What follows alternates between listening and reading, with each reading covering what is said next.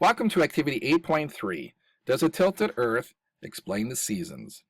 So, our learning target for today is we're going to investigate whether the Earth's tilt could create temperature differences causing seasons.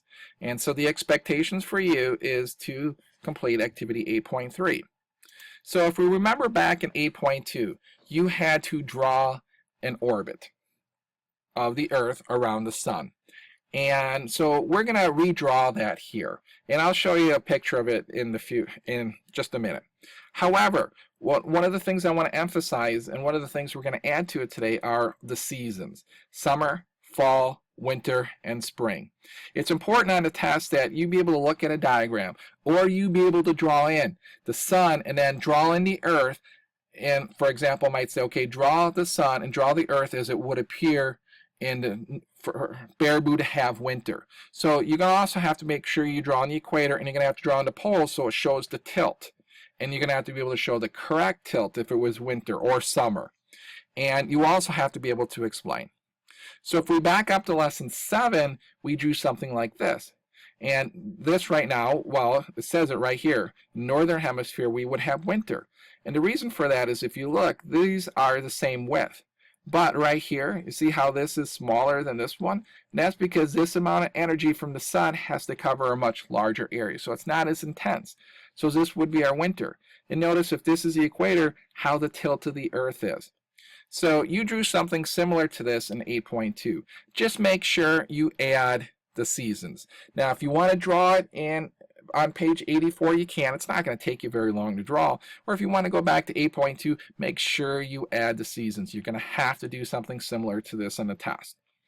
Or you're going to have to be able to identify which one. So I could give you the sun. I could give you a diagram like this without any of the words except it would say sun. And I might say, okay, label winter, summer, spring, fall. Could you do it? And could you explain why what you did is correct? So go ahead, draw this in. Make sure you label the seasons: winter. So if this is summer, what comes between winter and summer? Spring. And then what comes between summer and winter? Fall. So even though it doesn't say fall, this is, well, it's pretty close. It's close to being autumn. It's not quite autumn, but autumn's another name for fall. So on the bottom of page 84, what I'd like you to do is answer these questions. So the answer is not coming up next. So go ahead, pause the video, and I'll be roaming around the room making sure that you're fixing these and answering these before you move on. So go ahead, pause the video right now. All right, so you had a chance to answer them. So let's turn to the next page, page 85. It says, making sense. List all the evidence you have for lessons 7 and 8 and connect it to the scientific principles you have developed. In the column in the middle, tell how the evidence supports the principles. So what we did was we're going to do it a little differently. Instead of trying to figure out what's all the evidence that you learned, because there's quite a bit, is we're just going to go through each of the scientific principles and briefly mention which lessons they pertain to in 7 and 8 and what we did with them. So number 10, intensity of light varies depending how far north or south the equator you are and how long the light shines in a place. So we did this back in 7.1. The intensity of light varies depending on how far north or south the equator you are and how long the light shines on a place.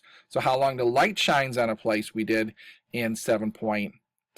So between 7.1 and 7.2, we looked at how temperature varies as you go further to the north and to the south. We also looked at how the number of hours, even though the total number of hours for every place on Earth is pretty close to being equal, the temperatures do vary. So if we go to 11, temperatures vary in a predictable pattern depending on latitude. So again, if we go back to 7.1 and 7.2, we know the patterns are going to be there. And the patterns aren't always 100% correct, because we talked about how, you go to Great Britain and they tend to be warmer even though they're north of Wisconsin. But that's because they're next to the ocean and there's a Gulf current that brings out warm, moist air. It's an ocean current, but a lot of the atmosphere will draw the energy from that ocean water, and it'll create a much warmer climate than here in Wisconsin.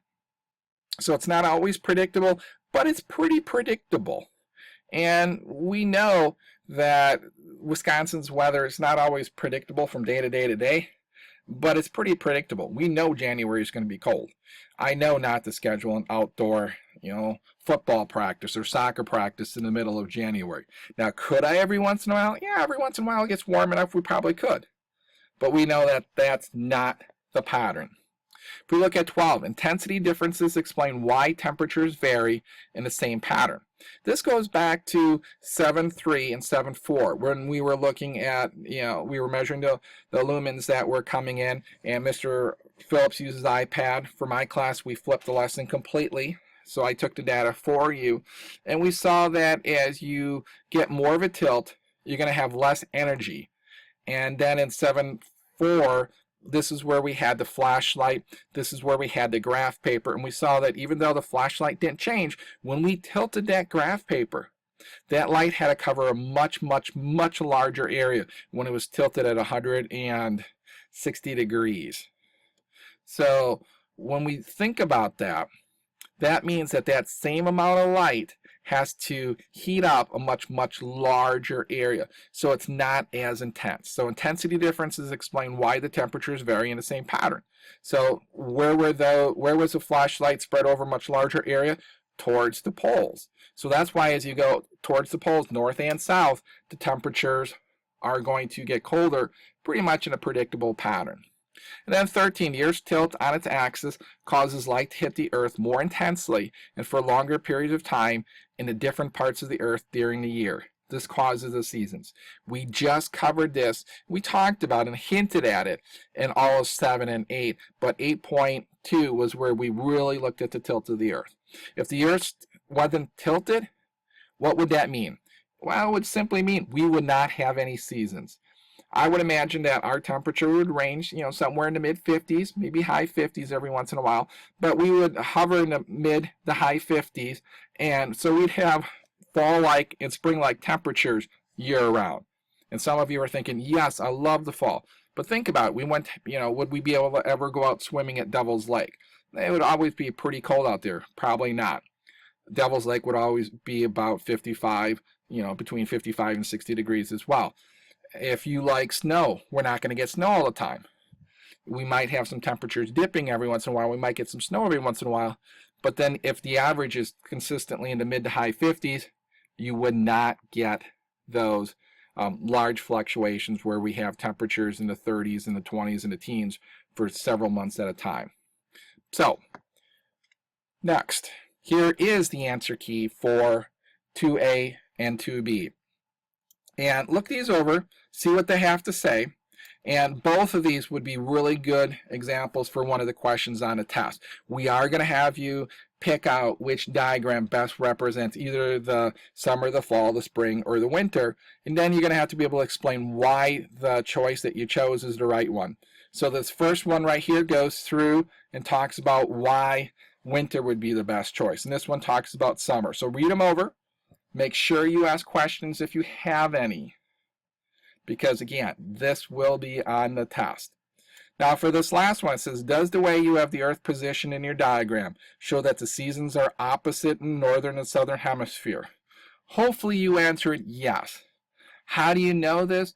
Well, they should be all pointed in the same direction.